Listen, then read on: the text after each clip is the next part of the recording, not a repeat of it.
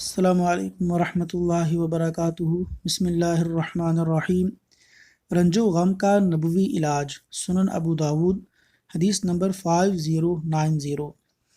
حضرت ابو بکرہ رضی اللہ عنہ سے روایت ہے کہ رسول اکرم صلی اللہ علیہ وسلم نے فرمایا، مبتلائے رنج و کرب کی دعا یہ ہے: اللہم رحمتک ارجو فلا تکلنی الی نفسی طرفة عین واصلح لی شأنی کلہ لا الہ الا انت۔